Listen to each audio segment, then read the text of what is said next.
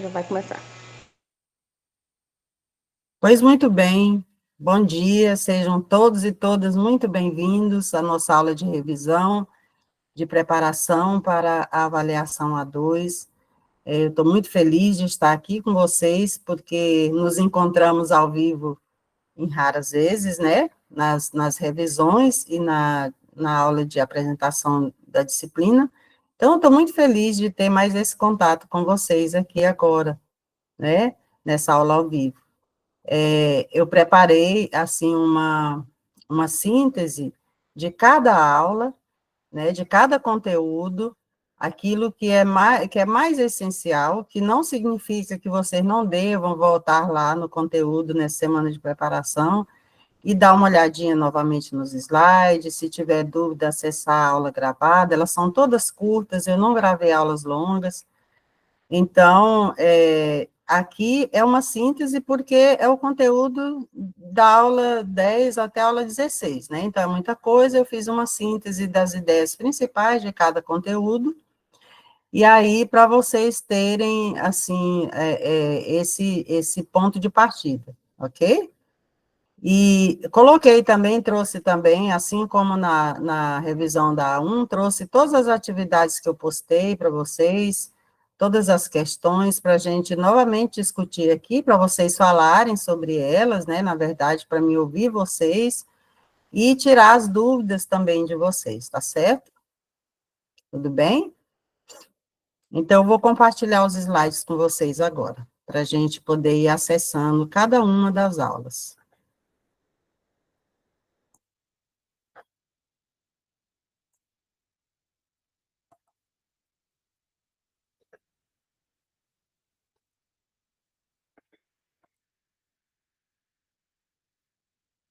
Está aparecendo aí para vocês o slide?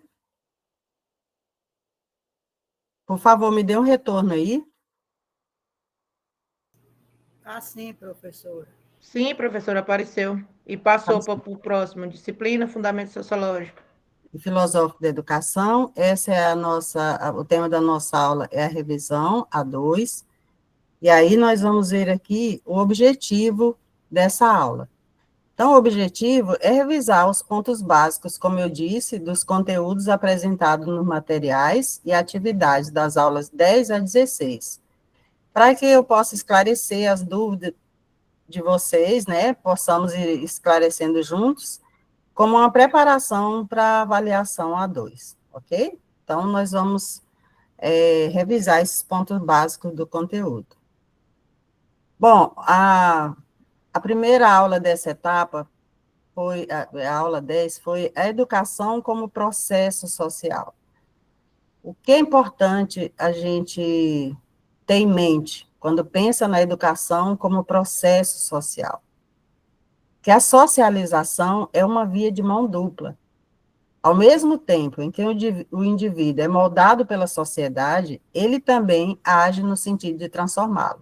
Então, veja bem, a socialização é essa situação do indivíduo na sociedade, é o modo como ele, né, nós somos seres sociais, nós não vivemos isoladamente, nós vivemos num contexto social, e a socialização, então, tem esse caminho de ida e volta, né?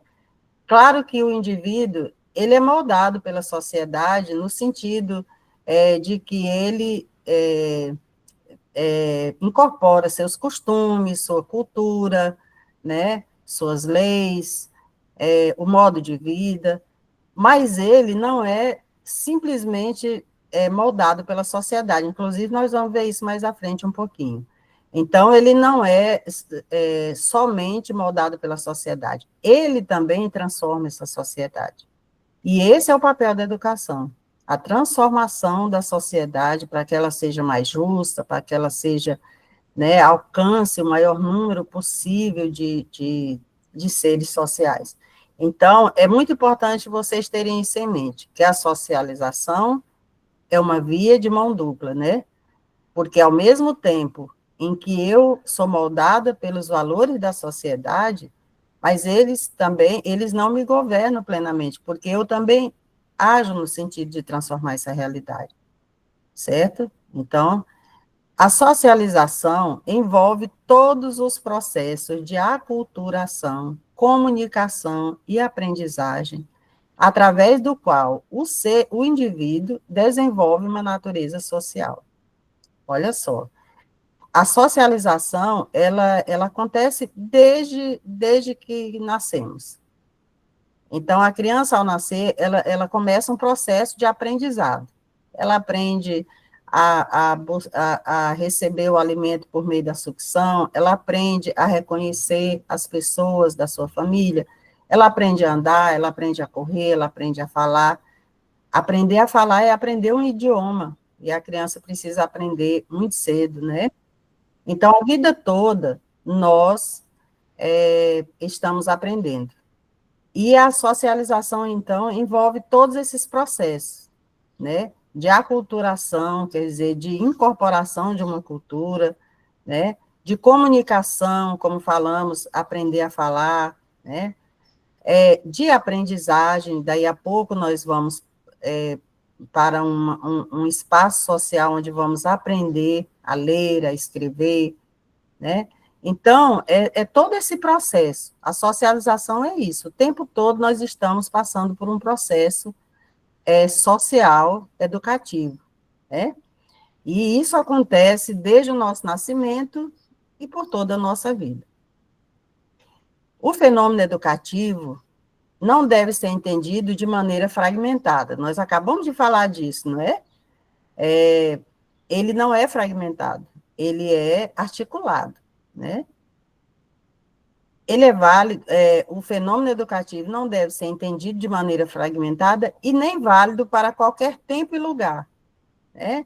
Ele não é estanque, ele não é permanente, ele vai sendo atualizado o tempo todo, mas como uma prática social que envolve valores, cultura, né, aspectos políticos e econômicos. Então, o fenômeno educativo, ele é isso, ele é um processo ao longo da nossa vida, né, e ele vai sendo atualizado o tempo todo, né. Considerando os espaços em que esse ato educativo se desenvolve, a educação pode ser compreendida como formal, não formal ou informal. É muito importante compreendermos esses três aspectos, ok? Então, vamos ver como eles se dão. A educação formal é caracterizada por objetivos claros e específicos, desenvolvidos em instituições de ensino, consequência, com requisitos de ingresso, com avaliação e conteúdos organizados em disciplinas. Essa é a educação formal, é aquela que acontece nas instituições de ensino, né? Vocês estão agora num processo de formação de nível superior, né? Então, todo esse processo, ele é caracterizado por objetivos, e tem uma sequência.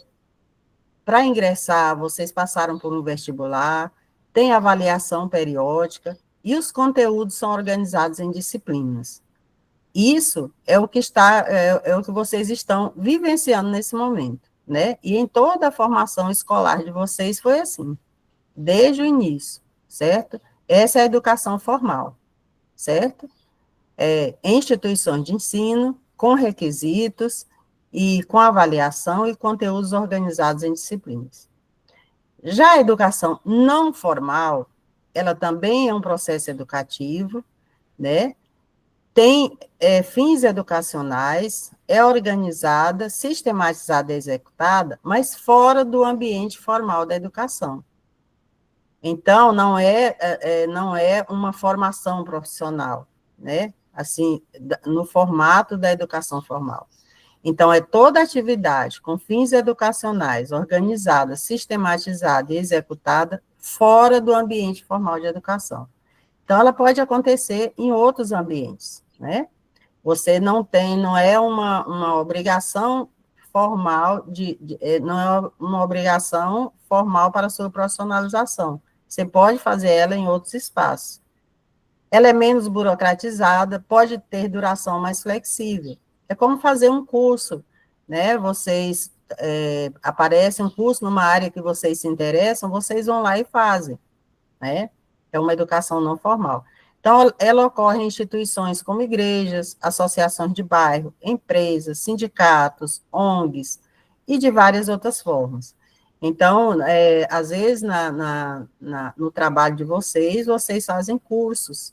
Às vezes, os sindicatos ou as organizações às quais vocês pertencem, as associações, né, elas oferecem determinada formação em leis, em qualquer outra temática. Isso é uma educação não formal, é um processo educativo.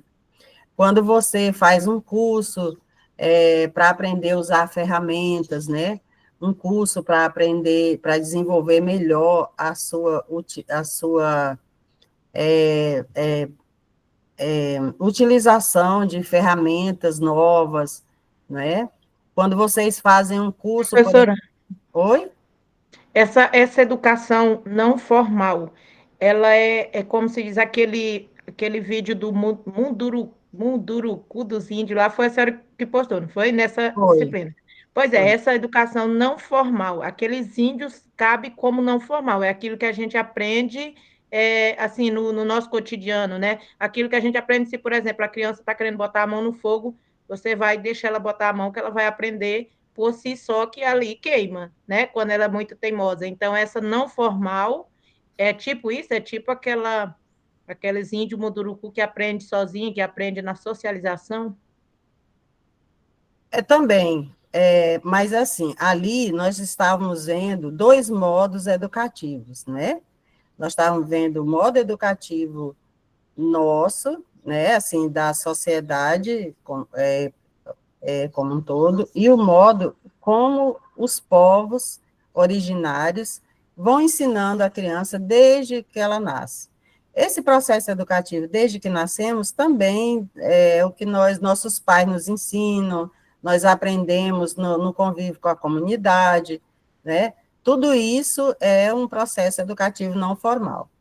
Esse que nós estamos falando aqui, da educação não formal, é aquela que são formações que você faz fora das instituições de ensino, né? E em outros espaços. O Munduruku estava falando ali, nós vamos comentar isso um pouquinho mais à frente, aí então eu vou ser breve quanto a isso. O Munduruku estava falando no modo do seu povo de conduzir a educação das crianças. É claro que as crianças Munduruku depois vão para a escola também, vão passar por uma educação formal, não é? Eles não vão viver somente na educação informal, eles vão passar por uma educação formal na escola, vão na escola do território do seu povo, muitas vezes nas escolas do território dos não indígenas, né? Quando eles vão para as universidades, quando eles vão para as escolas com outro nível que não existe no seu território. Essa é a educação formal. E a educação informal é essa outra, né,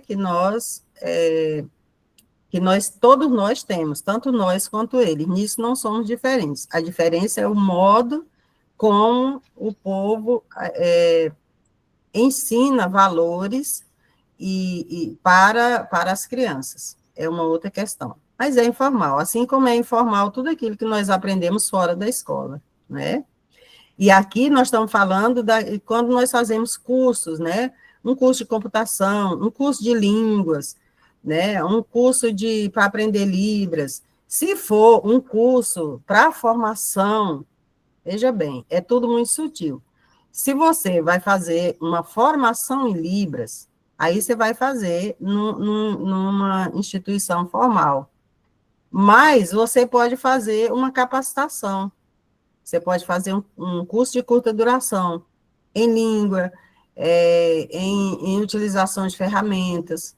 Então, tem conteúdo organizado, tem sequência, tem tudo, mas não é nas instituições formais de ensino. Ficou mais claro? É porque então a senhora quer dizer que esse não formal e formal é enquanto ser humano na vida e quase que profissional, né? Porque esse pergunta que eu lhe fiz é porque eu achava que o formal é aquele das escolas e tudo, e o não formal é aquele durante o seu cotidiano, dia a dia, entendeu? Para Esse formar o aí, ser humano, o que ele aprende no seu dia a dia entre pai, filho e tal, e aquilo que ele aprende na escola e tudo. Então, a senhora quer dizer, esses dois aspectos é mais para o lado do profissionalismo, né?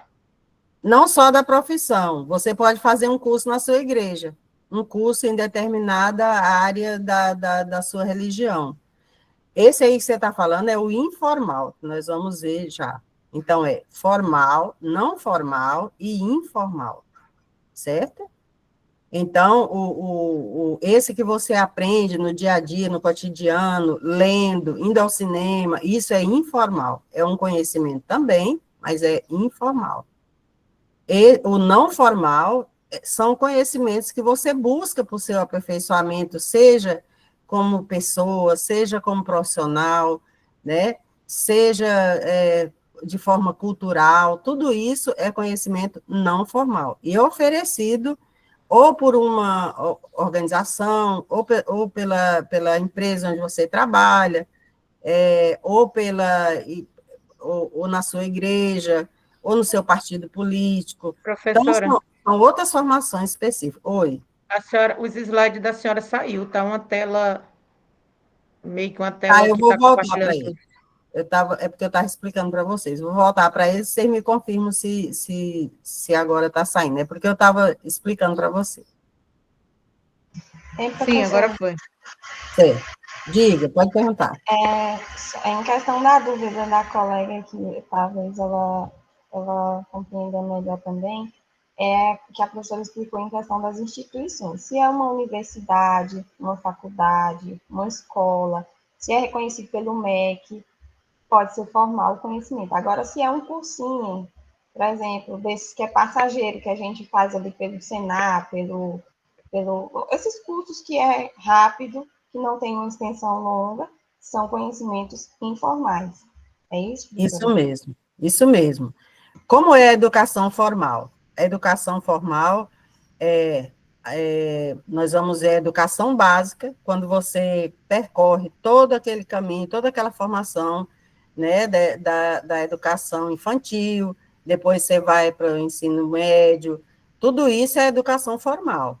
Depois você entra na universidade para se profissionalizar, fazer um curso de graduação, depois você faz um mestrado, depois você faz um doutorado. Isso tudo é educação formal, certo? É a carreira educativa que você faz nas instituições de ensino, né? Que tem toda uma definição de conteúdos por meio de leis, por meio, não é? É o Ministério da Educação que define, tem várias leis que definem isso. Isso é uma educação formal, institucional. Então, você faz a educação infantil, você faz a educação básica, você faz o ensino médio, você faz a graduação, é educação formal. A educação não formal, como a colega disse, é todo o conhecimento que você busca, que lhe é oferecido por outras instituições. Então, às vezes, você faz um curso, por exemplo, de culinária, porque você vê possibilidade de trabalhar nessa área e você quer, né, adquirir um conhecimento nessa área, ou para abrir um negócio, então você faz um curso no Senai, no Senac, enfim, em qualquer outra instituição que oferece esses cursos, né? Então, numa ONG, você quer aprender alguma atividade nova, algum tipo de arte, algum tipo de conhecimento específico, isso é não formal. Tem fim educacional, é organizada, é sistematizada. Se você fizer, por exemplo, um curso de atualização em informática, ela tem um conteúdo para aquele período, ela tem um período determinado, por exemplo, um mês de curso, né?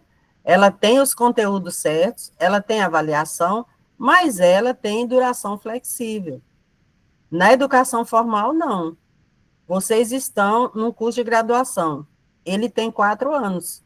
Vocês vão ficar durante 4 anos. Ele tem uma duração específica, não é flexível.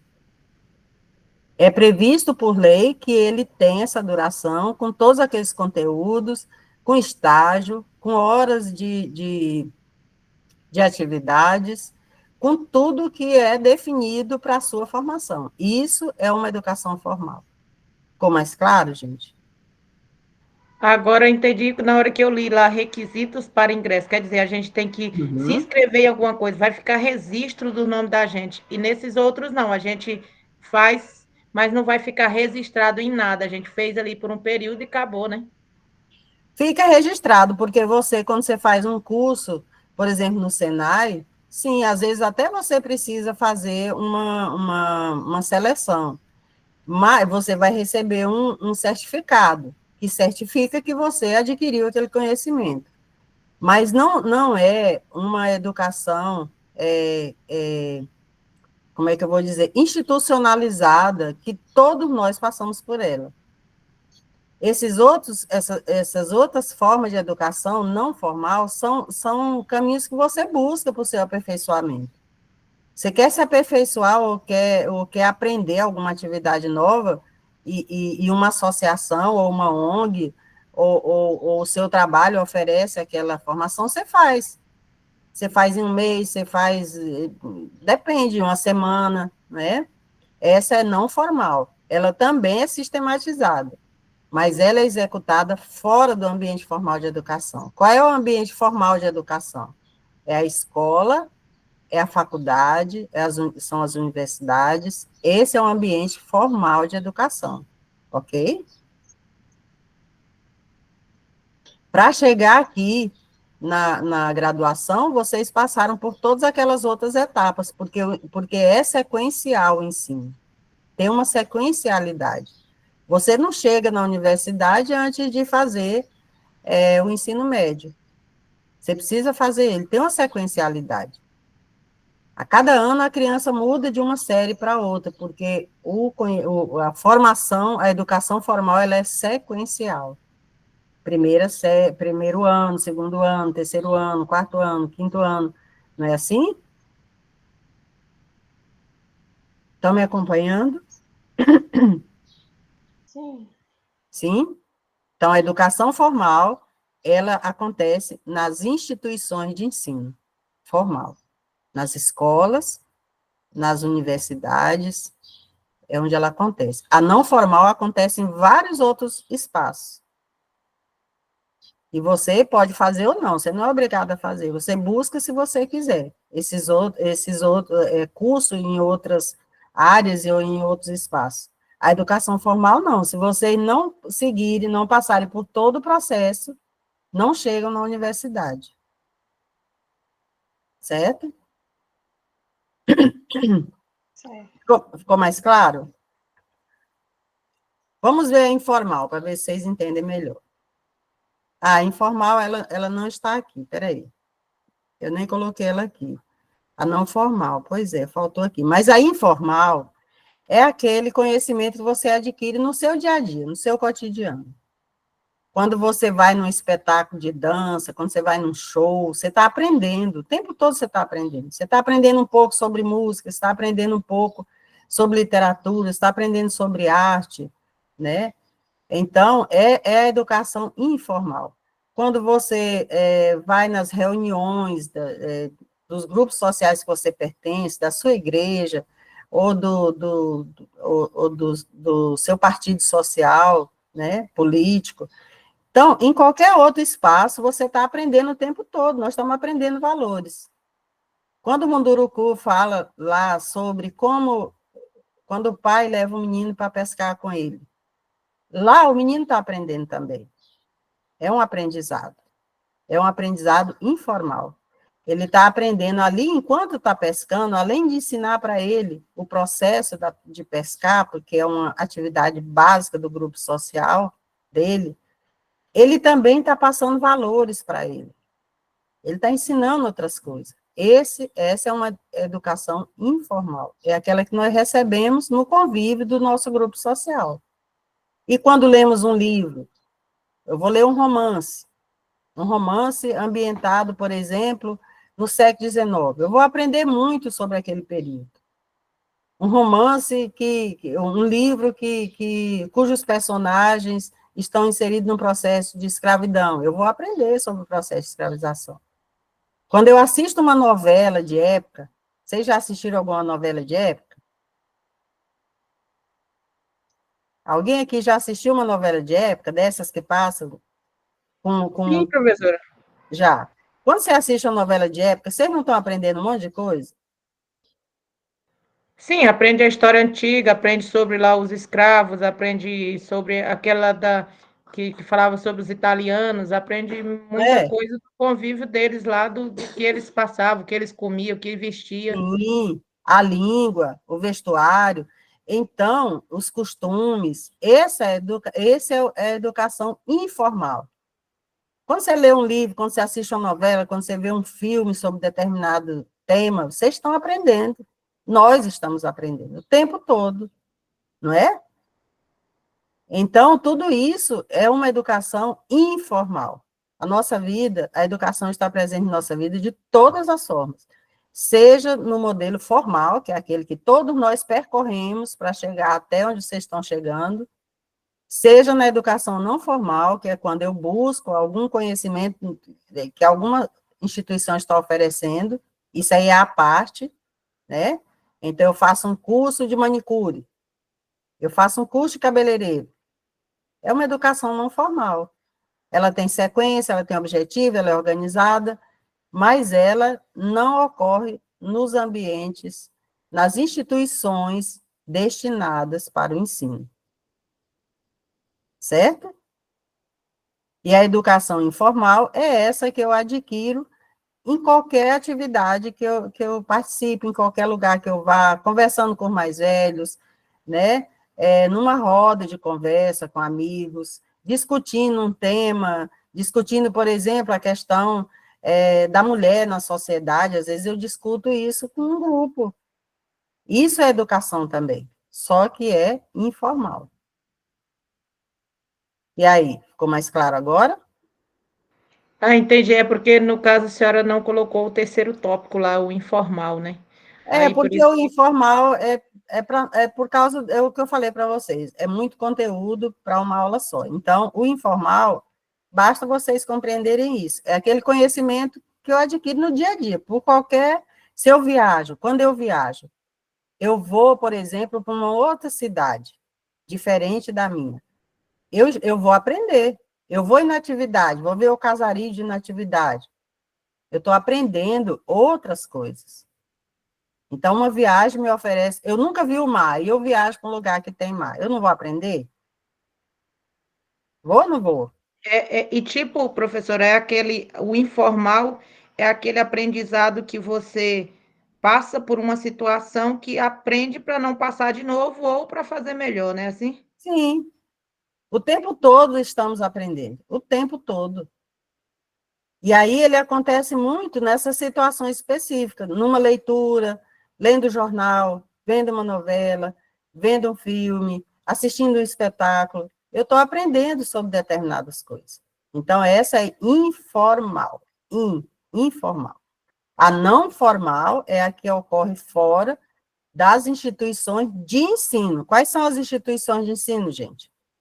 As escolas e as universidades. Ficou mais claro? Sim, professor. Então, vamos seguir. Aí, um outro conteúdo que nós vimos nesse período da segunda etapa foi a função social da escola. E aí nós vimos que no Brasil, a função social da escola, ela passou por várias transformações, né? Dependendo do tempo em que ela ocorreu e da diversidade dos contextos. Por exemplo, no final do século XIX, começo do século XX, a nossa educação era tradicional. Nós chamamos de tradicional, né? Tradicional no sentido de que ela era baseada apenas no que diziam os livros, né? E os livros, eles são feitos, né? Eles não são inocentes também, eles são feitos retratando os valores da época. Então, a tradicional era o professor fala, o aluno escuta, tem que ser comportado, não tem muita voz. É o professor que sabe, e o aluno é o que não sabe. Então, o professor tem autoridade sobre aquele aluno. Era assim na nossa escola tradicional, não era? Talvez vocês já ouviram algum antepassado falar como era a escola deles. Vocês já chegaram a ouvir isso? Sim. Sim. Então, na escola tradicional, o professor fala, o aluno escuta, repete, copia, não é? Cumpre as regras, ele não é participativo do seu processo. Aí nós tivemos um outro contexto, logo depois, assim, meados do século XX, por aí, anos 30, anos 20, nós tivemos um outro contexto que foi um pensamento diferente que começou nos Estados Unidos, né, chamado Escola Nova. O que que a Escola Nova pregava? Pregava que o aluno precisava não escolher, mas ele precisava participar do processo do seu ensino. Então, era toda uma metodologia baseada em colocar os alunos em grupo, em oferecer uma variedade de atividades para ele aprender aquele conteúdo e ele escolher aquilo que mais tinha afinidade com ele. Então, a escola nova, ela revolucionou essa ideia da escola tradicional. Na escola nova, buscava-se desenvolver o potencial do aluno ao máximo. E, para isso, então, as metodologias se voltavam para que o aluno pudesse fazer escolhas, né, que ele pudesse sugerir determinado tipo de atividade que ele se sentia que desenvolvia mais seu potencial. Então, é toda uma metodologia voltada para a participação do aluno no processo de sua aprendizagem. Esse tipo de função da escola, né, e o que visava isso? Visava que os alunos que estudassem com mais participação, né, eles teriam um resultado muito melhor e poderiam ser muito mais ativos na sociedade.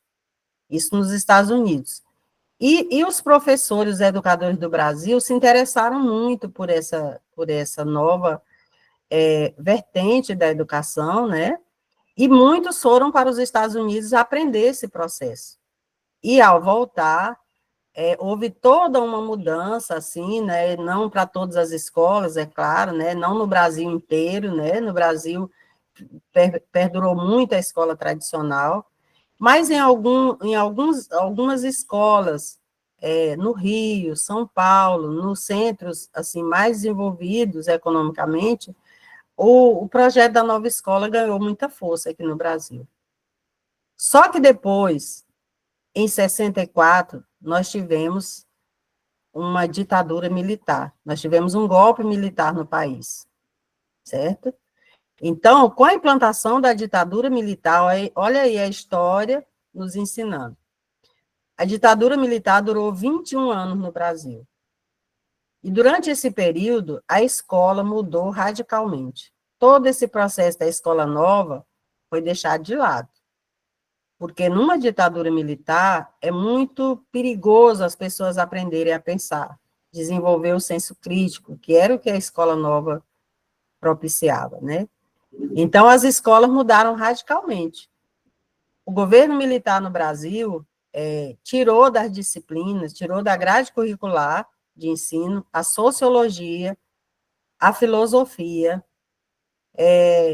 a história passou a ter um outro referencial, ela não podia, porque a história é uma disciplina muito questionadora, então, durante a ditadura militar, a história era uma história narrativa, era apenas para narrar os acontecimentos, sem questionar.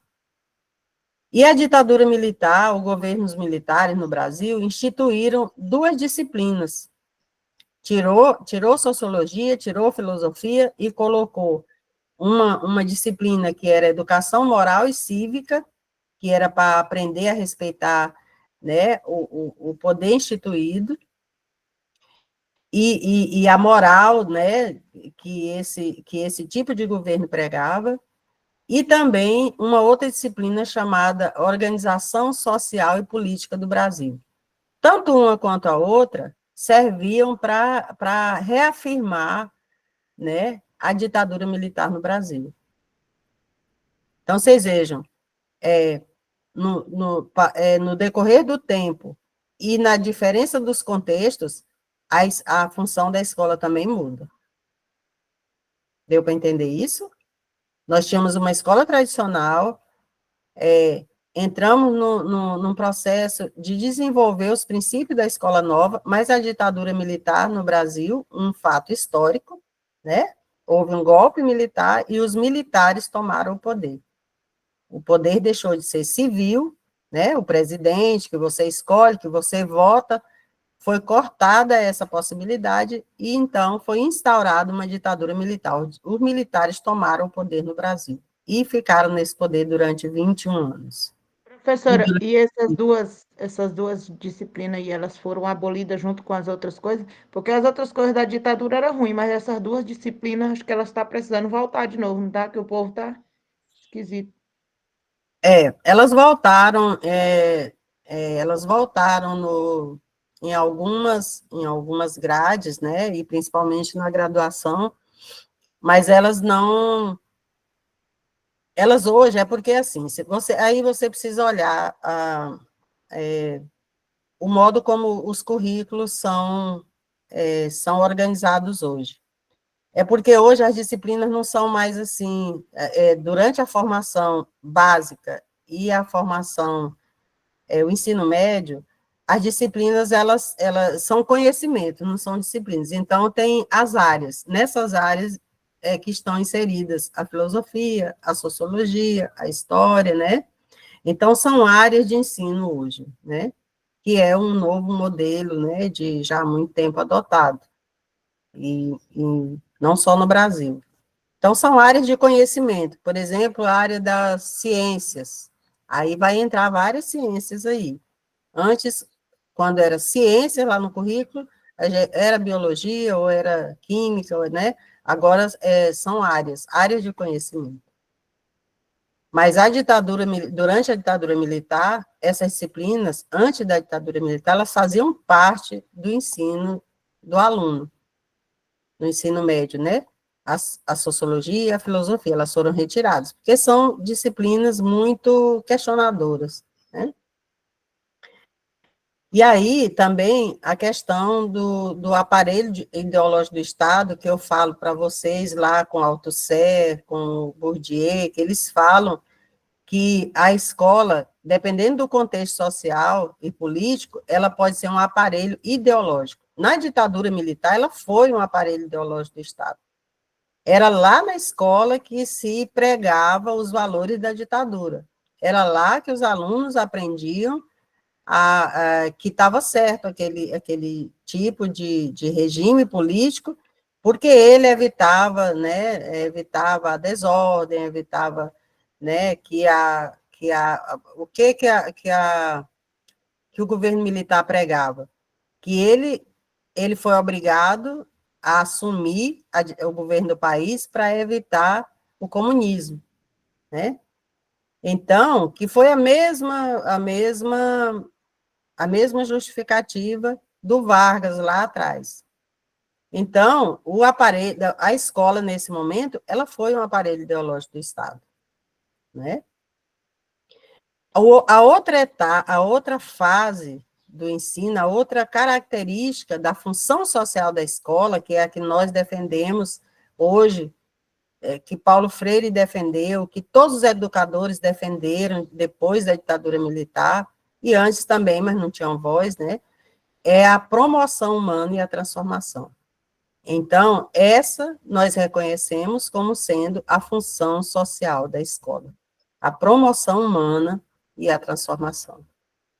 E é nisso que a gente vem trabalhando, né? Nessa disciplina, nós trabalhamos o tempo todo sobre isso, que a função da escola, que a função da educação é a transformação, não é assim? Então, a função social da escola no tempo presente é a promoção humana e a transformação. Para os tempos atuais, então, reconhece que ela precisa estar comprometida, a educação, a escola, precisa estar comprometida com a transformação da sociedade. Comprometida. Sabendo-se que ela representa o espaço social institucional para a socialização do conhecimento e para uma formação humana de caráter transformador. É muito importante vocês compreenderem isso. Qual a função social da escola hoje? Qual a função social da escola?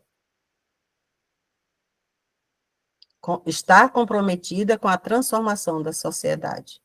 Tudo isso que nós falamos aqui, da ditadura militar, da escola nova, foi o processo que aconteceu. Mas nós reconhecemos que, para os tempos atuais, o papel da escola é estar comprometida com a transformação da sociedade. Ela é o espaço institucional que socializa o conhecimento. Ela é responsável por passar o conhecimento. Só a escola faz isso. O conhecimento formal, né? E ela é responsável pela formação humana, seja profissional, seja social, ela é responsável pela formação humana de caráter transformador. Ficou claro, gente? Sobre a função social da escola? Sim, professor. Ficou, né? Agora, só uma crítica, assim, em relação a essa questão da criticidade, né? De sociologia e filosofia. A professora saiu da sala? Não, estou aqui. Ah, tá. Eu estou Ao mesmo aparecendo tempo, aí para vocês, ao agora lado de... apareceu. Agora apareceu, tinha sumido. Assim, que mesmo que voltou a sociologia e a filosofia, por mais que é ensinado isso nas escolas, eu acredito que a criticidade em si, na massa popular, ainda está bem escassa. Porque, por exemplo, voltando pelo uso das tecnologias, tudo que coloca para as pessoas usarem, elas usam sem criticar o porquê que está fazendo aquilo. Por exemplo, o porquê que hoje todo mundo fica vidrado naqueles vídeos de arrasta para cima, né? 24 horas. As pessoas muitas vezes usam o que colocam elas para usar, mas não tem a criticidade do porquê, o que aquilo ali pode voltar para elas, o que pode prejudicar. Então, assim, essa questão ainda está muito escassa, eu acredito. E mesmo que a escola passe esse ensino, o sistema em si ainda deixa a desejar. Essa é a minha visão. A escola não dá conta de tudo, e nem tem esse papel. Ela tem o papel da formação humana para a transformação. Agora, você está inserido num processo cultural. Essa questão da falta de olhar crítico, né, de aprender a ler o mundo, isso que a gente está tentando aqui desenvolver com vocês, é por isso. É por isso. Uma sociedade desigual, onde a educação de qualidade não está disponível para todos, ela provoca isso. E isso é um processo, né, de desenvolvimento do olhar crítico. Isso ocorre a partir do conhecimento, a partir da reflexão, é assim que ocorre. Agora, a formação de por que nós estamos discutindo isso aqui? Porque os educadores, vocês como educadores, que vão atuar nas escolas, que são os motores dessa transformação. E isso não se faz num dia, isso não se faz no ano, isso não se faz numa década, isso se faz o tempo inteiro. Marinalva, tudo bem? Tudo bem? Leandro? Isso. Pronto, Leandro. Tá certo. Oh, coisa boa. Diga.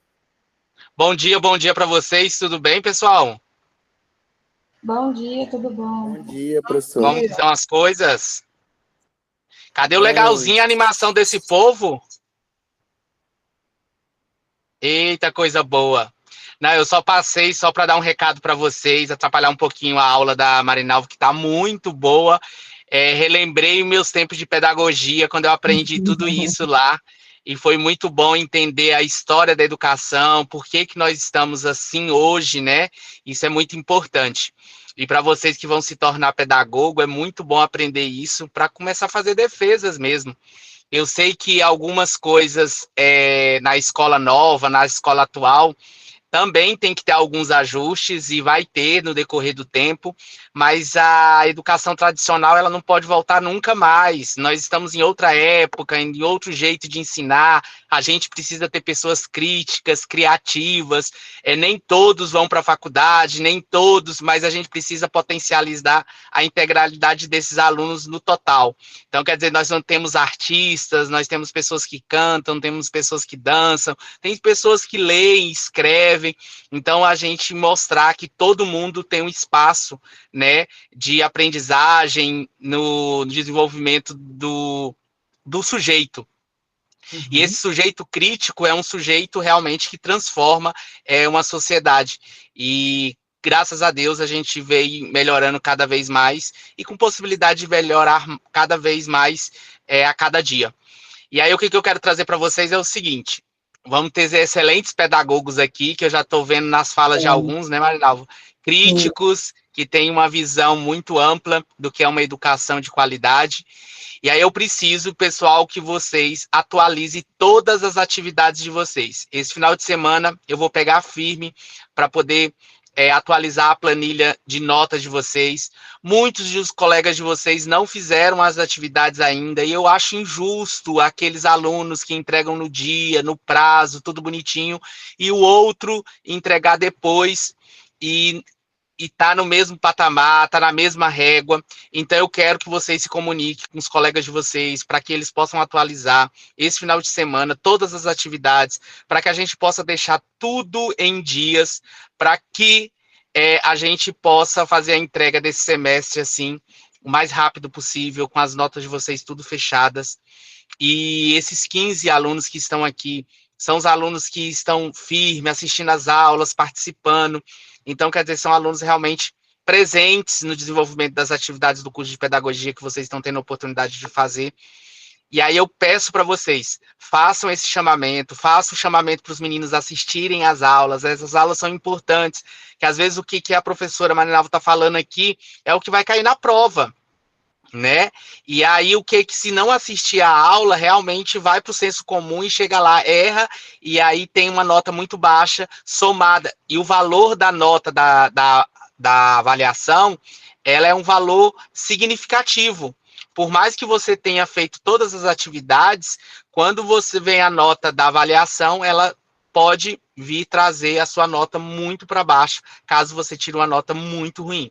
Então, esse é o meu recado, é dizer que vocês estão de parabéns, não desistam, seguram um na mão do outro, peçam ajuda, tanto dos professores, tutores, para que vocês possam continuar, está muito perto, para terminar, passa muito rápido, gente.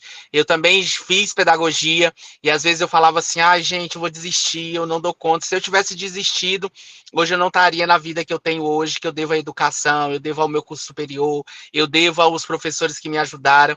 Então, o que eu peço para vocês é isso: se apoiem um aos outros, não desistam, persistam. Eu sei que a vida de vocês pelo curso que vocês estão fazendo, porque a vida de vocês é uma vida corrida, trabalho, família, filho, mas no final vocês vão se sentir recompensados por todos os motivos. E esse conhecimento ninguém leva de vocês. Daqui a pouco vai abrir concurso dos municípios, daqui a pouco vai abrir concurso do estado. Vocês são grandes candidatos a passar nesse concurso, uma geração nova, com a cabeça nova, para transformar nossa sociedade, o estado do Tocantins e os municípios do Tocantins. Certinho? Então, domingo eu vou estar disposto a corrigir tudo, a aplicar as notas na planilha, e quem estiver fora, a gente vai avaliar de um peso diferente, porque eu acho que quem tem compromisso está lá todo dia entregando no prazo, isso é importante, tá bom? Marinalva, grande beijo, boa aula, parabéns pelo seu profissionalismo, e desculpem eu ter passado rápido, porque eu vou estar em outra demanda. Leandro, obrigado demais por você ter atendido o nosso convite, não é? É importante demais a sua fala aqui. Você é o meu parceiro nessa disciplina, né? A gente não se vê, mas a gente está conectado o tempo todo, né?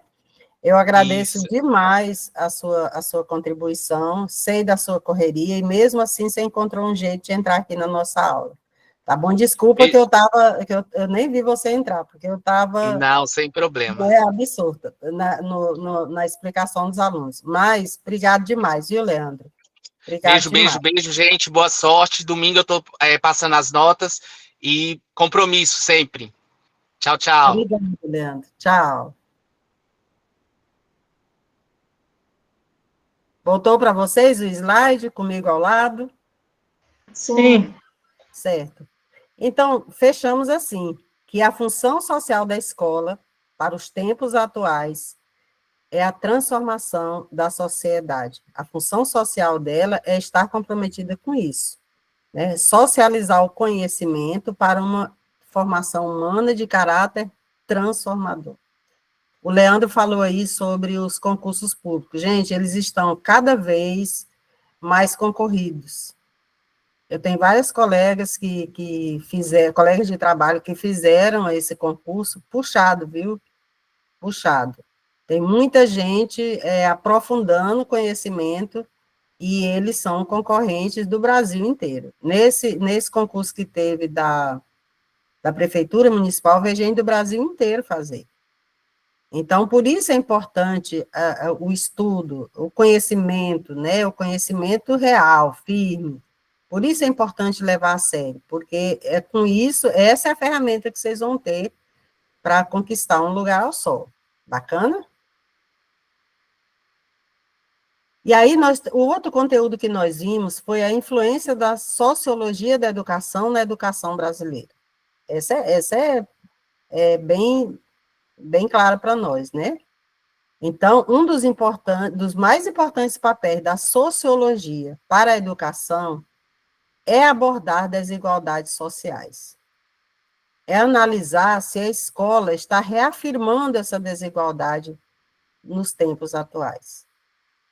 Então, um dos papéis mais importantes da sociologia na educação hoje é esse, né?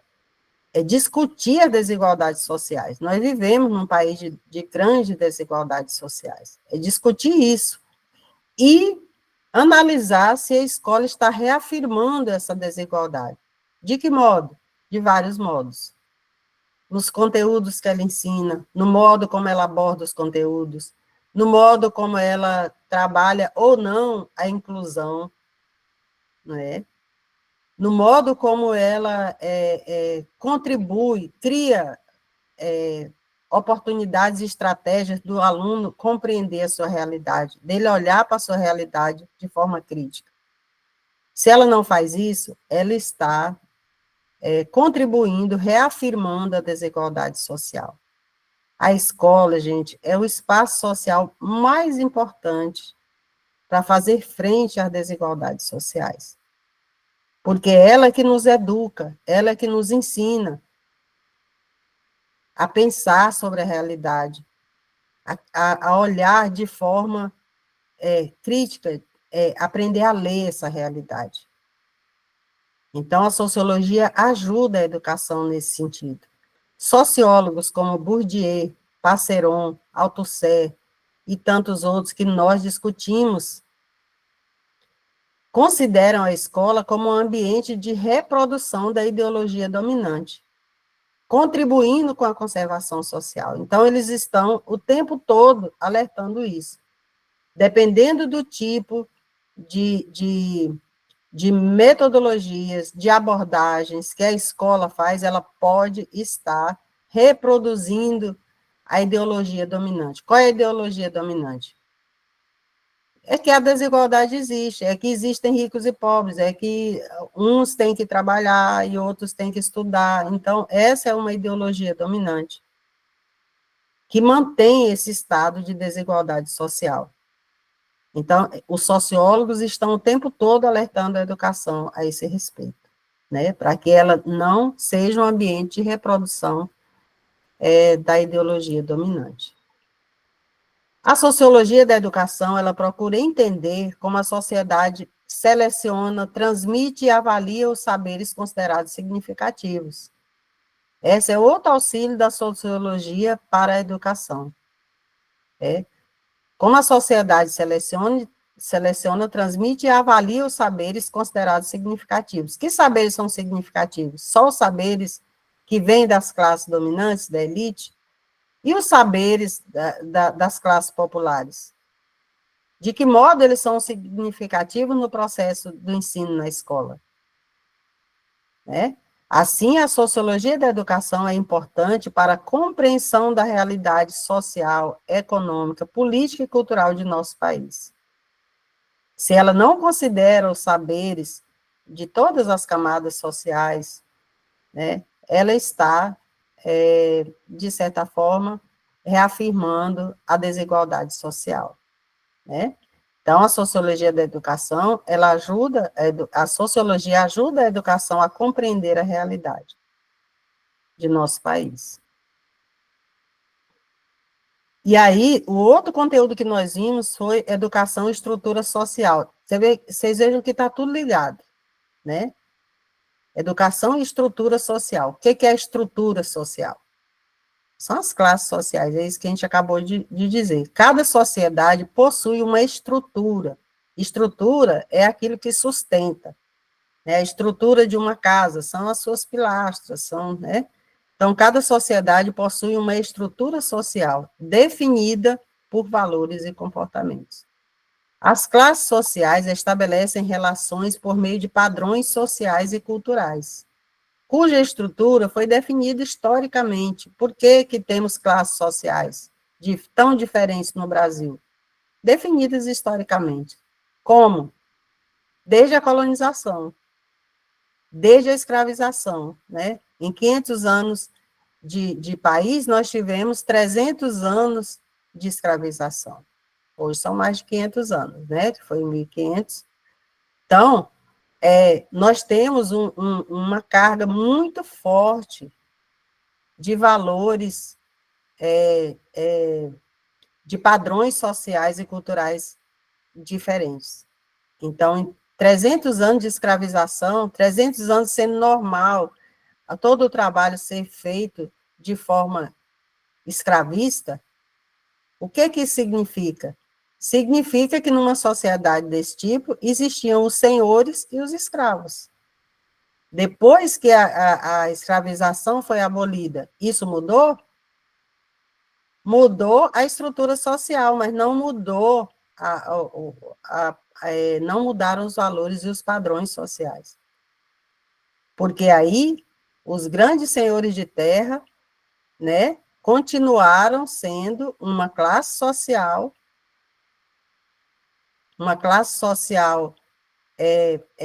na pirâmide, no lugar mais alto da pirâmide, e os trabalhadores e os operários e todos os imigrantes que vieram para cá, todos continuaram numa situação muito subalterna. Então, as classes sociais, elas estabelecem relações por meio de padrões sociais, e isso foi se desenvolvendo.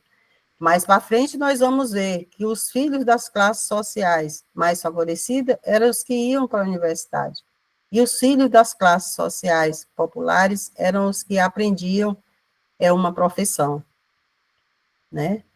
Então, gente, isso é todo um processo histórico. É todo um processo histórico. Essa estrutura, ela é definida historicamente. A classe alta detém o poder e os meios de produção. A classe popular são os trabalhadores e os operários. A desigualdade social é um problema gerado principalmente pela diferença entre os estratos sociais. As classes, elas têm modos de vida diferentes. Elas vivem em lugares diferentes da cidade, não é assim? Quem está numa classe social privilegiada, ela habita uma área da cidade. Vamos pegar Palmas como exemplo. Quem mora nas áreas do centro da cidade? Quem, gente? Os trabalhadores? Os mais bem-sucedidos, né? Aqueles que estão inseridos nas classes sociais favorecidas.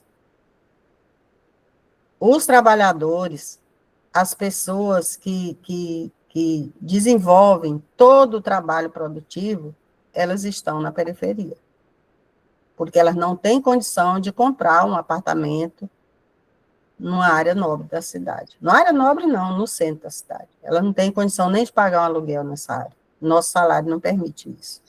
Então, isso demonstra claramente, quando você olha para a cidade, você vê claramente a divisão das classes sociais. Quem vive onde? Que tipo de casa cada um vive? Nós vemos hoje, cada vez mais, os grandes condomínios, né? Condomínios de moradia de um padrão muito alto. Então, as classes Professora, populares... Oi. mas assim, eu estava até, eu ia meio que perguntar sobre esse negócio. Antes era por causa da escravidão, né? Veio já daquela época que os senhores mandavam nos escravos, mas no mundo modificado de hoje, essa falácia de desigualdade está no indivíduo, porque assim, a gente vê fatos de pessoas que do nada se tornaram aí pessoas da classe mais social mais avantajada, né? Então, hoje em dia, essa falácia de desigualdade é por ser indivíduo ou é mesmo pela sociedade? Porque a sociedade ela te dá vários meios aí, tem gente que está do nada, já vira um ricão, um milionário, então fica um meio termo, é o indivíduo ou a sociedade que prejudica aí na pessoa chegar onde ela que queira chegar? As classes sociais favorecidas querem que você pense assim, que a responsabilidade é do indivíduo. É isso mesmo. Esse é o discurso, de que você não é bem-sucedido porque você não está se esforçando.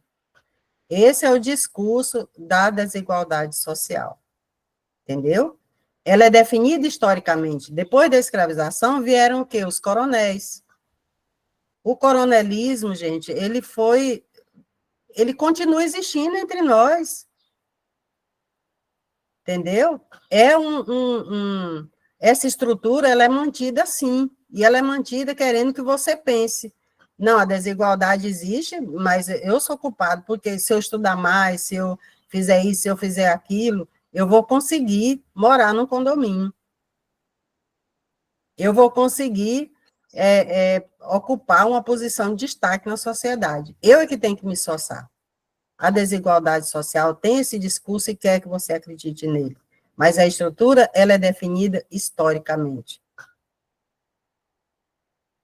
Quando, quer dizer, a gente vê algumas mudanças já hoje, quando nós vemos que a educação está mais acessível, né? Quando nós vemos os filhos dos trabalhadores sendo formados em profissões que antes só os filhos da elite formavam. Isso aconteceu por quê? Porque houve mudança na política com relação à abertura de mais espaços de formação público, como os IF, né, os institutos federais, que antes não existiam só 7 no Brasil e que hoje são centenas. Isso favoreceu muito a formação, né? E também a política de financiamento de educação, para que as pessoas pudessem, né, usufruir de um financiamento de educação que lhe permitisse fazer um curso de odontologia, um curso de medicina, um curso... Então, são várias coisas. Então, essa estrutura é definida historicamente, ela é mudada historicamente também.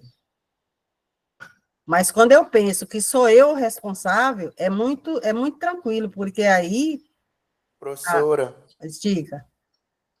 em só relembrar que esses avanços sociais, eles têm menos de 20 anos que eles Com começaram no certeza. Brasil. Com certeza. Então, tem muito pouco tempo. Muito Então, pouco. essa desigualdade ainda vai perdurar ainda por muito tempo, até a gente chegar num valor aceitável. Exatamente. Muito bem. E nós, que trabalhamos na educação, nós temos essa responsabilidade. temos a responsabilidade de não reproduzirmos a estrutura da sociedade desigual. Entendeu? Nós temos essa responsabilidade. A educação, ela tem esse... Nós acabamos de falar. Quando nós falamos da função social da escola, nós dissemos o quê? Estar comprometida com a transformação social. A transformação social é isso, gente. É minar essa estrutura de desigualdade. A classe alta detém o poder e os meios de produção. A classe popular é formada pelos trabalhadores. A desigualdade social é um problema gerado principalmente pela diferença entre os estratos sociais. Então, respondendo a sua pergunta lá, a questão não é do indivíduo, somente, não é ele o responsável. A desigualdade social é toda uma estrutura histórica, definida historicamente. E só mudando essa estrutura, só transformando as bases dessa estrutura, é que a gente consegue transformar, mudar essa desigualdade tão grande. A educação funciona como mediação da reprodução social. Por isso, reconhece-se que ela sofre influência dos valores que predominam na sociedade, da forma como se produz e distribui a riqueza material, da maneira como se exerce o poder político e a participação popular no meio social. Então, ela é esse espaço de mediação. É aqui que nós aprendemos que isso não está certo, que não é assim, que a sociedade não precisa ser assim, desigual. Que nós, do nosso lugar de fala e de trabalho, nós podemos mudar isso. Mudar tudo de uma vez, sozinhos? Não, mas nós podemos ir colocando e contribuindo para essa transformação. Esse é o nosso papel, né? Por isso é que nós vamos falar de educação e mudança social. Educação e mudança social, ela é a base de uma mudança social, é a educação. Em uma sociedade dividida em classes sociais, as oportunidades de acesso à riqueza material e cultural são desiguais. Nós não temos o mesmo acesso, gente. Nós não temos, as classes populares não têm o mesmo acesso à riqueza material e cultural. É desigual esse acesso. O poder econômico e político se faz em nome da classe dominante e em desfavor das classes subalternas. É triste, mas é assim, né? E é com isso que a gente precisa trabalhar no sentido de mudança. Pensar em educação é refletir sobre o que é o homem, indivíduo, estou falando aqui no sentido antropológico e sociológico. É refletir sobre o que é o indivíduo, qual a natureza da relação entre esse indivíduo e a sociedade. Que homem, que pessoa, que indivíduo temos hoje? E que indivíduo queremos formar? Desde lá no início da educação formal, desde lá do berçário, da educação básica, do ensino médio, nós estamos fazendo uma formação humana. Que tipo de indivíduo nós queremos formar? Falar de educação é pensar sobre a sociedade atual e sonhar com uma sociedade futura. Sonhar não no sentido de castelinho de areia, não. Não no sentido só utópico. Sonhar no sentido de projetar, no sentido de trabalhar nessa direção, né? De buscar isso. Então, ficou clara essa questão aí? Lá na aula de educação e mudança social, depois você dê uma olhada lá nos slides, que nós temos, ele é baseado, essa aula eu fui baseado no pensamento de Paulo Freire, porque ele trabalhou incessantemente para a mudança social. Então, essa foi a sua base como educador, a mudança social, ele e vários outros educadores. Então, gostaria que vocês retomassem lá e olhassem direitinho o que eles estão falando, tá bom? Eu queria saber se até aqui está tudo bem, se vocês estão compreendendo bem, está tudo ok? Sim. Sim, né? Então, vamos aqui para seguir para a gente finalizar.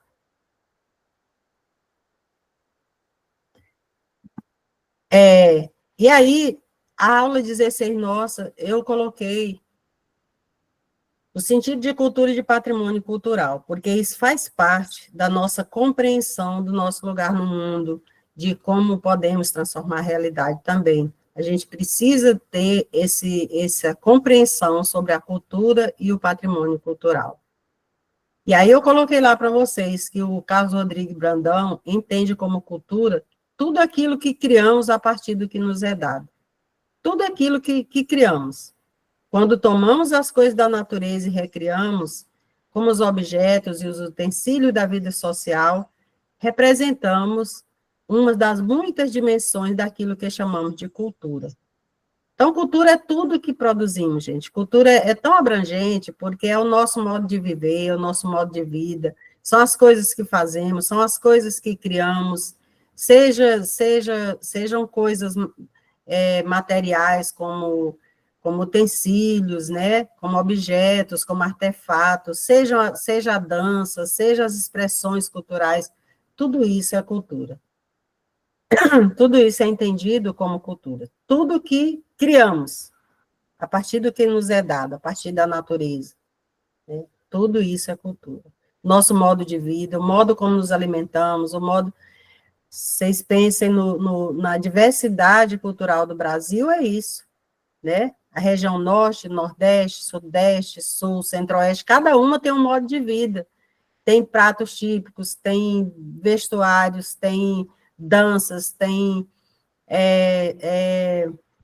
artesanatos diversos, diferentes, festas. Então, isso tudo é cultura, e isso é diversidade cultural. E o sentido de patrimônio cultural eu trouxe aqui só o de Cecília Londres, que diz que patrimônio é tudo que criamos, valorizamos e queremos preservar. São os monumentos e obras de arte, são as festas, são as músicas, são as danças, são os folguedos, são as comidas, os saberes, os fazeres e os falares. O modo de falar, o modo de fazer, né? Os saberes. Tudo que produzimos com as mãos, as ideias e a fantasia. Então, o patrimônio cultural não é só monumento e obra de arte, não são só músicas e danças, não são só comidas, é tudo, gente. Tudo que criamos, valorizamos e queremos preservar. Ficou claro isso? Do que Professora, significa só patrimônio cultural? os dois, esse que a senhora mostrou anterior, a cultura e o patrimônio cultural, eles são justamente quase que a mesma coisa, né? Tem alguma diferençazinha entre os dois? A cultura é tudo que criamos, tudo que fazemos. O patrimônio é tudo que nós queremos preservar, tudo que nós produzimos e queremos preservar. Esse é o patrimônio. Então, assim, a cultura é tudo que... deixa eu voltar lá. Cultura é tudo aquilo que criamos a partir do que nos é dado. Tudo que criamos, né? Então, todas as dimensões daquilo que somos, é o nosso modo de ser, é o nosso modo de viver. Patrimônio é tudo aquilo que nós queremos preservar, né? Aí vem tudo aquilo que nós criamos. Vem os monumentos, vem as obras de arte, vem tudo aquilo que nós fazemos. Por que você está achando assim muito entrelaçado? Porque é patrimônio cultural. O patrimônio cultural, porque tem o patrimônio material. Tudo é cultura. O patrimônio material é o quê? São os prédios antigos, são as obras de arte, são bens materiais físicos, utensílios que outras gerações usaram, tudo isso é o patrimônio material. Vamos pegar a Natividade como exemplo. É uma cidade cujo casario é tombado pelo IPHAN, né? Então, ela pertence a um patrimônio da humanidade. Ela não pode ser destruída, ela não pode ser alterada, ela não pode ser mudada, porque é um patrimônio. é um patrimônio. Então, Natividade, se você... Quem conhece aqui Natividade? Alguém? Sim, conheço. Conhece. Então, vocês vejam que lá tem as ruas do Casario Antigo, não tem? Sim, um Sim. arquipélago arquitetônico, né? Sim, Com casarões. exatamente. É o Casario. Ali, ela é tombada pelo Patrimônio Histórico Nacional. Ela é um patrimônio da humanidade. Não pode ser mudado, não pode ser derrubado. Ninguém pode derrubar aquilo ali e fazer um prédio de apartamento, porque está tombado.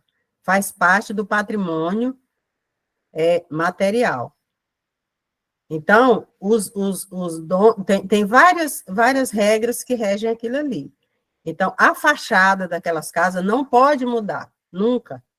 É tombado pelo patrimônio. Então, os donos daquelas casas, eles podem alterar lá dentro da casa, mas a fachada não. Por quê? Porque nós, como seres sociais e culturais, queremos guardar na memória parte da nossa história. Aquelas casas, elas mostram como era a vida no século XVIII, no século XIX, na época da mineração. Isso é importante para nós. É um patrimônio. Patrimônio é isso. O patrimônio, por exemplo, de uma família é a casa, é o carro, é o lote. O patrimônio nosso, cultural, é a preservação da nossa cultura. Então, preservar um casario do século XIX, do século XVIII, é preservar o nosso patrimônio, como seres humanos, como seres sociais. Precisamos disso. Não podemos deixar que um registro histórico como aquele seja derrubado para construir uma outra coisa de utilidade material. Aquilo faz parte do nosso patrimônio. Compreendeu? Então, assim, alguém, vamos supor, lá a minha bisavó fazia ou fez o mingau. Aí a minha mãe, aquele mingau que ela fez no momento é uma cultura. Aí a minha mãe preservou aquele mingau do jeito que a minha avó fazia. Aí vai seguindo a sequência, eu vou preservar o mingau, o meu filho vai preservar. Aquilo virou, então, patrimônio do que era cultura, é isso? É um patrimônio cultural. Os saberes, olha aqui o que falou. Festa, música, dança, folguedo, comida, saberes, fazeres e falares. Esse grupo que vocês estão vendo aqui, nessa imagem, é de Monte do Carmo. É um grupo afro-brasileiro que dança na festa de Nossa Senhora do Rosário. Há 200 anos, há mais de 200 anos, ele existe. É um patrimônio cultural. Entendeu? Ele é preservado pela comunidade. A comunidade preserva. A comunidade preserva suas festas tradicionais há mais de 200 anos em Monte do Carmo. E aqui é a imagem de um pedacinho de uma dessas festas. É patrimônio cultural. É uma dança, é um modo de expressar a religiosidade ali naquele lugar que eles cultivam há mais de 200 anos. A sua avó e a sua bisavó, vocês lembram um vídeo que eu passei para vocês dos meninos lá em Monte do Carmo, tocando tambor, aprendendo a tocar tambor, e o menino fala, meu avô fazia assim, meu pai aprendeu com meu avô, eu aprendi com meu pai. Vocês lembram desse vídeo? Sim. Ele diz isso, e ele fala, é assim, é tradição. Então, o que sua avó ensinou para sua mãe, que ensinou para você, que você vai ensinar para seu filho vai ensinar para sua neta, é uma tradição de família, é um saber, é um fazer. Saberes, fazeres e falares. É um saber e um fazer. E aí a sua família pode preservar esse saber. É patrimônio cultural. As festas juninas, o que são as festas juninas? É uma festa popular, criada pelas classes populares no Brasil. Né? Então, a festa junina é uma festa popular, é um patrimônio cultural. É imaterial, a gente chama de patrimônio cultural imaterial, porque não é um prédio, não é uma obra de arte. Ele está na nossa fantasia, na nossa memória, na nossa vivência. Nós vamos a uma festa junina e nos deslumbramos com aquilo, nos sentimos pertencente àquilo. É imaterial, você não pega, mas ele existe. Ele está ali, você vê, você participa, você vivencia. Então, patrimônio cultural é isso. É tudo que nós valorizamos e queremos preservar. Uma coisa que é inventada e dura 5, 10, 15 anos, depois some, isso não vira um patrimônio. O patrimônio é aquilo que as comunidades preservam, transmitem de uma geração a outra, continuam fazendo, né? Aquilo dá identidade àquele grupo social. Isso é patrimônio cultural. Às vezes, esse patrimônio é tombado, é reconhecido como algo a ser preservado. Então, aí ele tem, por exemplo, a Catedral de Porto Nacional, ela é tombada. A Igreja de Monte do Carmo, ela é tombada pelo patrimônio estadual. Ela é reconhecida como então, quando precisa fazer reforma, é preciso que a Secretaria de Cultura acompanhe, designe quem vai fazer isso, porque ela é tombada, ela não pode mudar. Assim como a Catedral de Porto é tombada pelo patrimônio histórico nacional. Essa festa de Monte do Carmo que vocês estão vendo aí, elas dançando, ela ainda não é tombada, mas ela é um patrimônio cultural. Ela vai ser tombada num momento ou outro, porque ela é uma ocorrência de mais de 200 anos, garantida pela comunidade, é a comunidade que faz. Então, o destino dela é também ser tombada como um patrimônio, mas ela, independente ou não de ser tombada, ela é um patrimônio para aquela comunidade, para todo o estado do Tocantins, né? Compreenderam?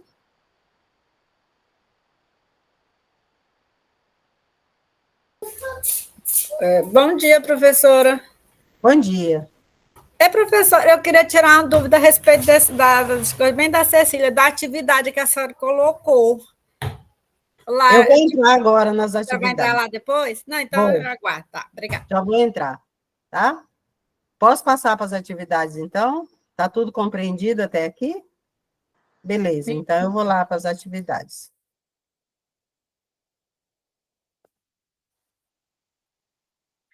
Na aula 10, eu coloquei um exercício com algumas afirmações sobre a educação como processo social. E aí eu vou falando e vocês vão me dizendo se é correto a afirmação ou não. A educação é um processo social, pois o conhecimento é construído em todas as instâncias da sociedade. Correto ou não? Vamos lá, gente, vamos participando. Vocês acham que está correto isso?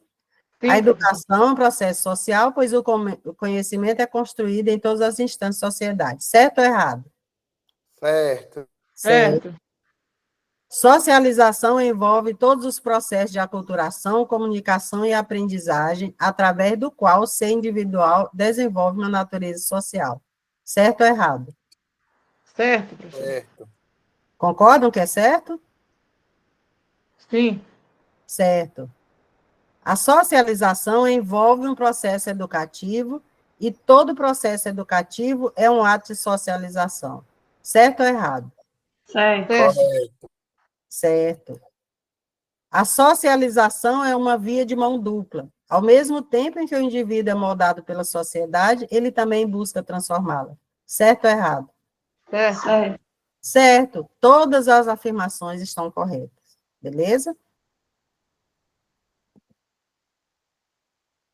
Na aula 11, nós colocamos o vídeo Olhar Indígena com o Daniel Munduruku, que é um educador e é também um escritor de livros infantis e de outros livros, né, sobre a questão indígena. Então, ele é vocês podem acessar qualquer vídeo dele, tem muitos vídeos dele, ele atua, ele é convidado no Brasil inteiro para fazer palestras, vocês vão achar vídeos dele,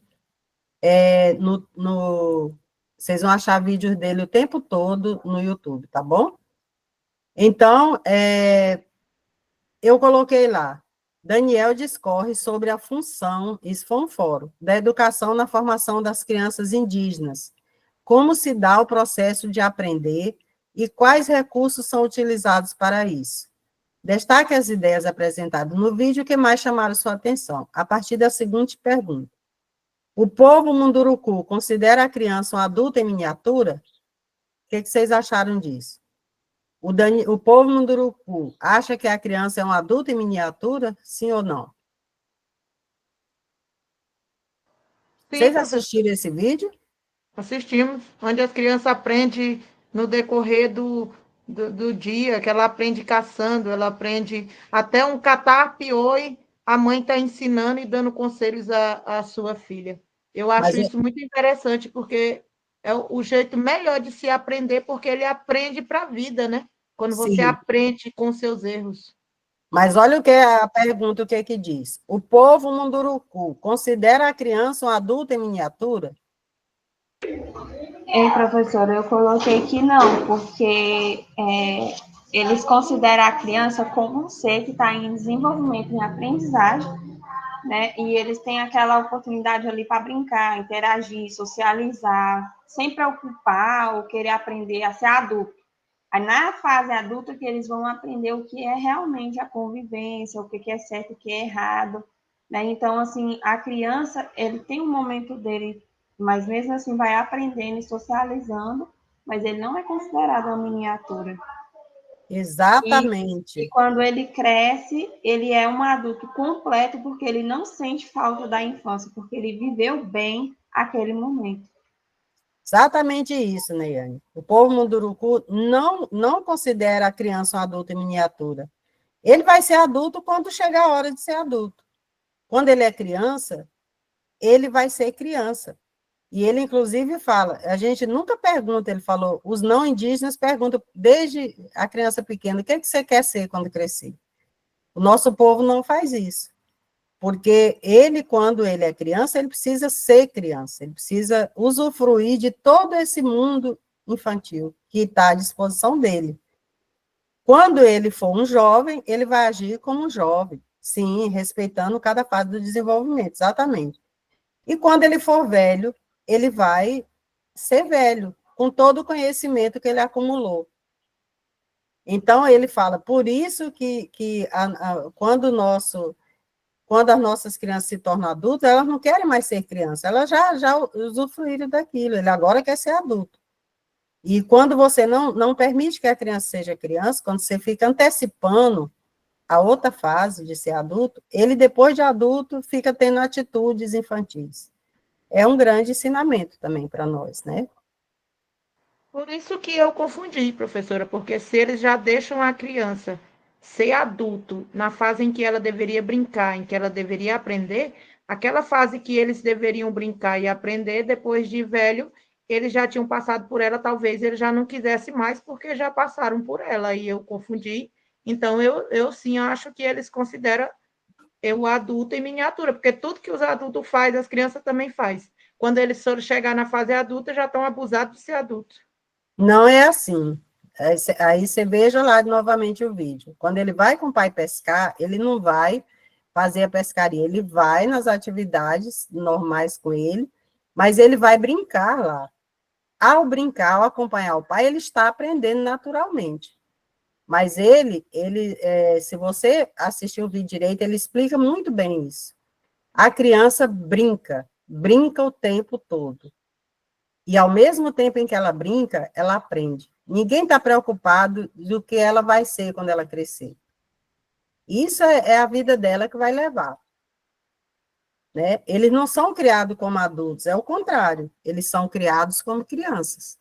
Agora, a criança está aprendendo o tempo todo no meio dos adultos. Né? Veja lá o vídeo de novo, você vai perceber essa fala dele, assim, ele explica bem isso. Vocês concordam com o que eu estou falando? Sim, e eu acabei de ter um insight aqui.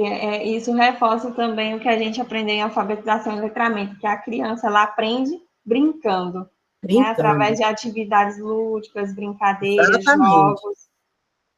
Você não força lá na criança pequena, lá no início da escolarização dela, o conhecimento em si, você leva ela a chegar a ele por caminhos lúdicos, brincando, né? É isso mesmo. Muito bem, então vamos lá. Esse aqui já foi, olhar indígena. Então, vamos para o outro aqui.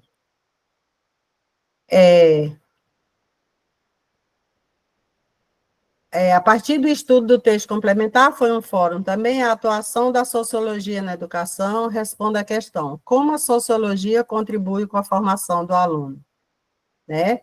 Então, como a sociologia contribui com a formação do aluno? Isso aí é tudo aquilo que nós acabamos de dizer aí, acho que nem vale, assim, não precisamos, não é que não vale, não precisamos retornar, nós acabamos de dizer, né? Como a sociologia da educação contribui com a formação do aluno. Ela contribui ajudando esse aluno a desenvolver uma compreensão real do contexto em que ele vive, né? Uma leitura crítica da realidade, ela contribui com isso na formação do aluno. A sociologia leva o aluno a conhecer, ela ajuda a educação no sentido de levar o aluno da escola a criar condições que ele compreenda sobre a estrutura da sociedade, né? Sobre a desigualdade social, sobre os diferentes valores das classes sociais, e, ao mesmo tempo, levando ele a compreender também os valores que vêm das classes populares, os seus saberes, os seus, né, todo o conhecimento que vem de lá. Então, a sociologia contribui com a formação do aluno em todos esses aspectos, certo? Aí, isso aí é uma questão em aberto, então, por isso eu vou passar. Aí, eu já coloquei isso aí. Vamos ver aqui a próxima. Aí, eu coloquei também, lá na aula 13, a letra da música Cidadão, de Zé Geraldo, né? E aí, ele fez a seguinte pergunta: você considera que essa música reflete sobre a questão da desigualdade social, abordada nessa e em outras disciplinas? Aí eu queria ouvir um pouquinho vocês, com relação a isso. Vamos lá. Vocês acham que essa música cadê? Peraí. Deixa eu voltar aqui. Deixa eu voltar aqui. É a próxima. Só um minutinho.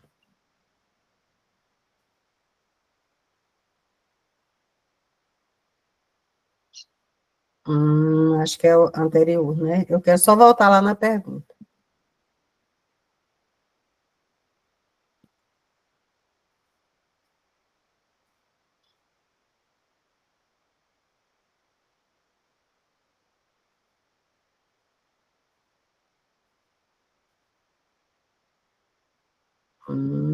Pronto, é aqui. Você considera que essa música Cidadão reflete a questão da desigualdade social? Aí, justificar a resposta. Vocês vocês assistiram o vídeo, ou leram a letra? Eu acho que eu coloquei foi a letra, né? Vocês leram a letra? Que eu coloquei lá? Leram, né? Eu li e conheço ela, assim, meu esposo gosta muito de ouvir ela. A questão do trabalho do pedreiro, né? O construtor, que ele constrói o prédio, constrói, assim, eu não lembro se com exatidão se foi uma universidade, porém, o filho dele não consegue estudar ali por causa de um chinelo, calçado de chinelo, né? Por causa que é de uma sociedade mais inferior. Então, tipo assim, ele ajudou a construir algo que o filho dele não pôde usufruir. Exatamente, é isso aí. Então, ela reflete, assim, ele mostra numa linguagem simples, né, por meio de uma música, e ele vai mostrando o edifício que ele ajudou a construir, a igreja, a escola, e nenhuma delas ele teve acesso, porque o papel dele ali foi só de construtor, né, mas depois que estava pronto, quem ia ocupar esses espaços era outra classe social, não é isso? Então, ela reflete a desigualdade social. Aí, eu acho que é só mais um, né? Que foi... Ai, desculpa, gente, voltei aqui.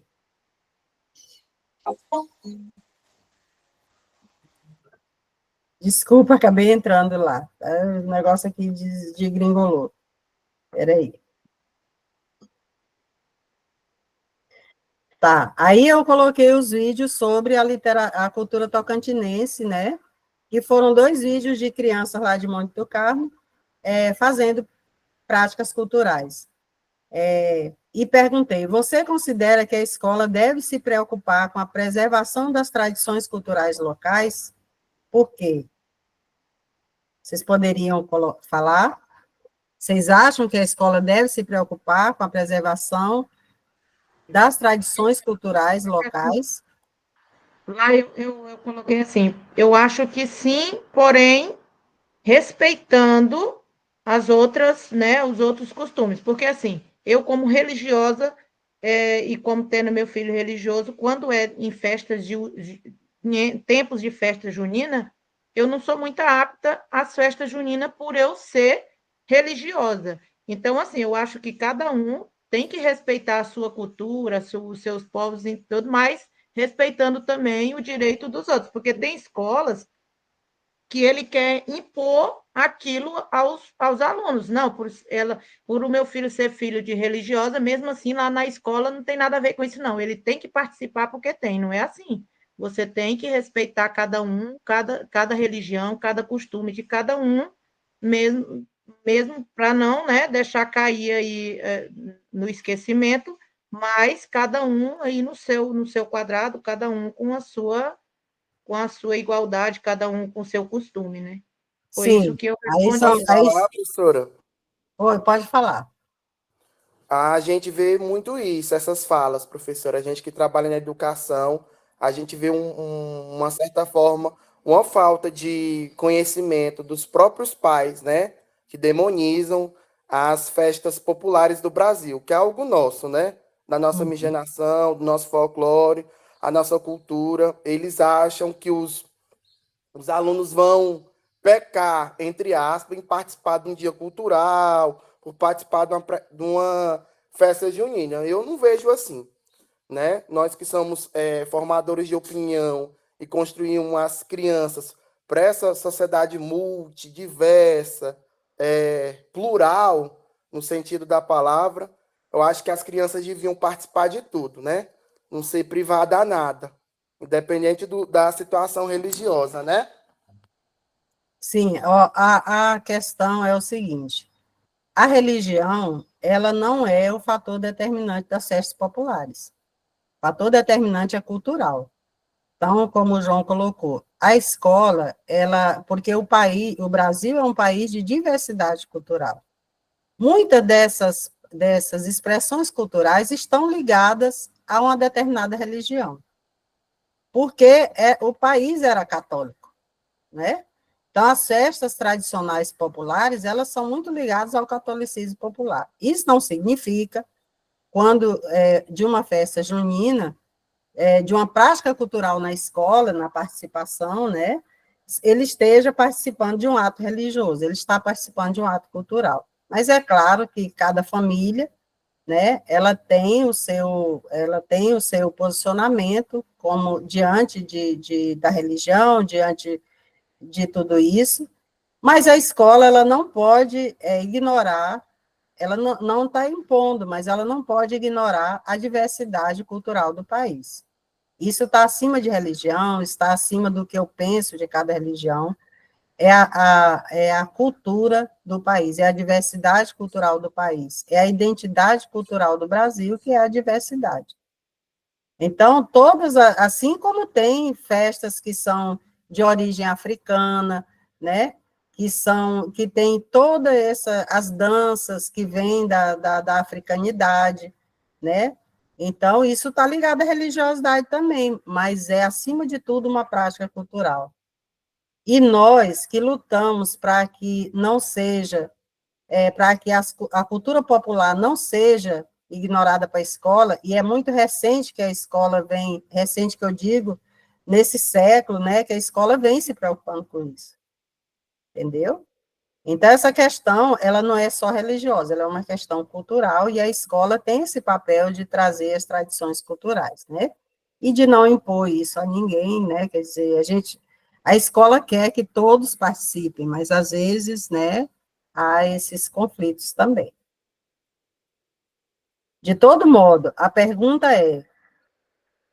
aí nós não estamos falando de religião, a pergunta é, vocês consideram importante as comunidades preservarem as suas tradições culturais? Né? É isso. Ei, professora. Seja de que natureza for. Sobre a minha colocação, eu coloquei que é importante valorizar e ensinar as manifestações, né? As festas, saberes, as culinárias, danças, músicas, histórias, porque isso contribui para o reconhecimento. Só um momento. Miguel, silêncio aí.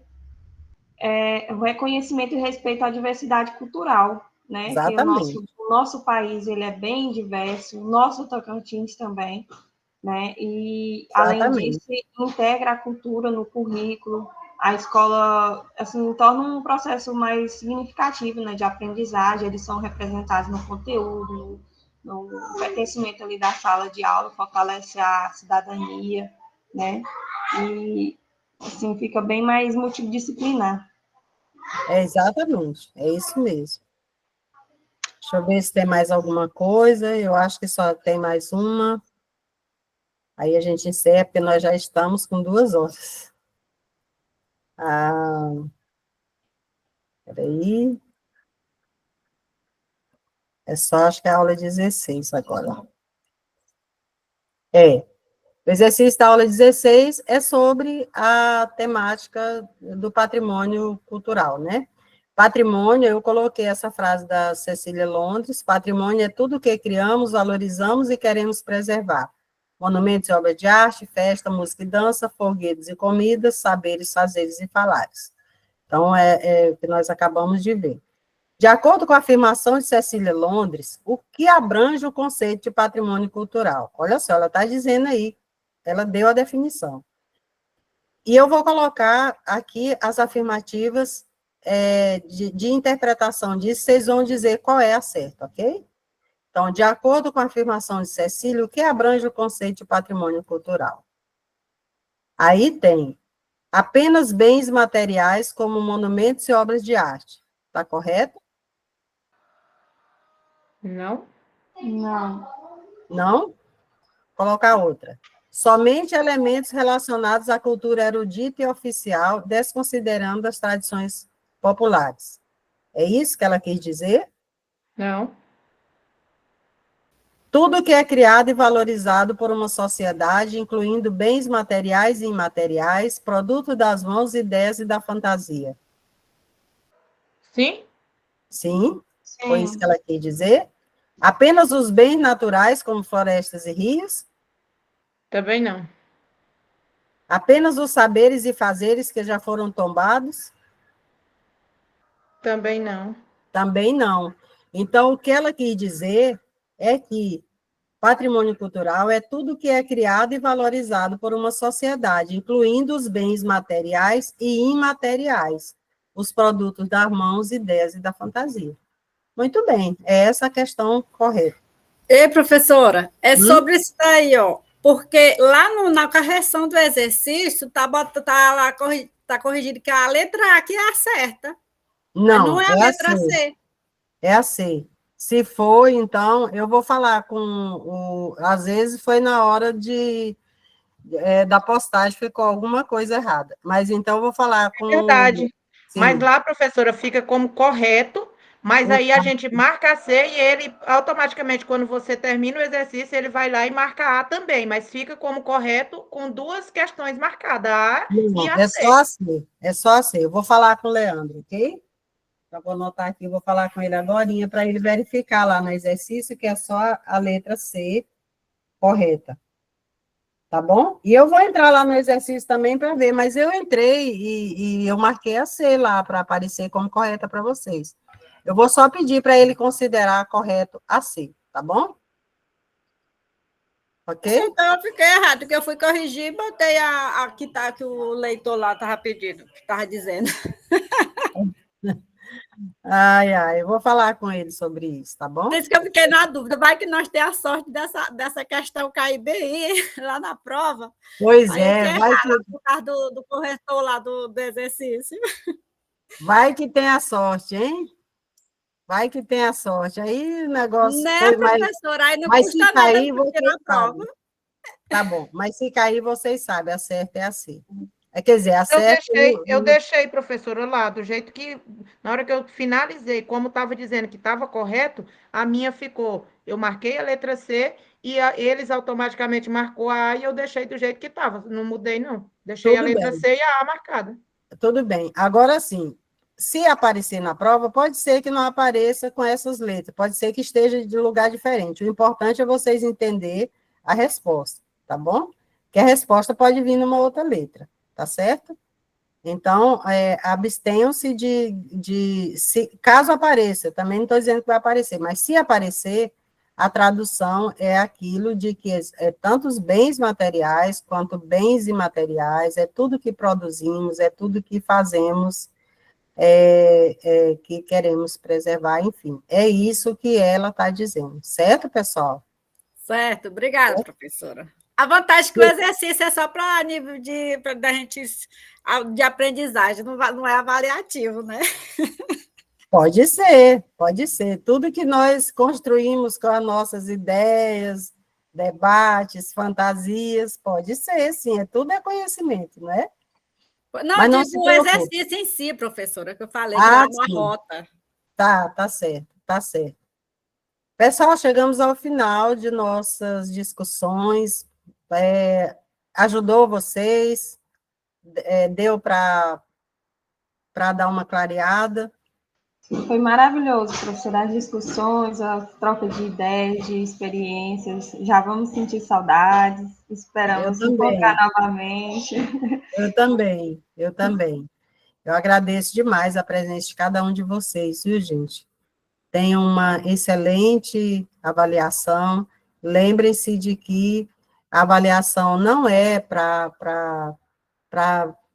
assim, para vigiar o conhecimento de vocês. Ela é um momento também de reflexão de vocês sobre o que vocês estão aprendendo. Eu acho Professora, que, sim, a senhora também não sabe se volta em outra matéria? Ah, nem. não sei.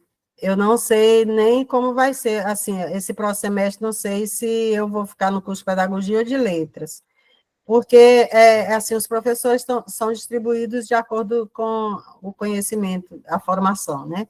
Tem algumas disciplinas do curso de pedagogia, tem várias disciplinas que eu devo ser chamada para ministrar. Então, não sabemos, vamos ver, né? Vamos esperar para ver, Então, de né? já, muito obrigada. Deus abençoe. Foi muito bom. A senhora super inteligente, passou muito conhecimento. Deus abençoe sempre o seu entendimento. Obrigada, gente. Eu que aprendo com vocês demais o tempo todo, viu? Agradeço muito e desejo um próximo semestre muito bom para vocês, tá? Muito produtivo, tá certo? Eu vou parar a gravação, então.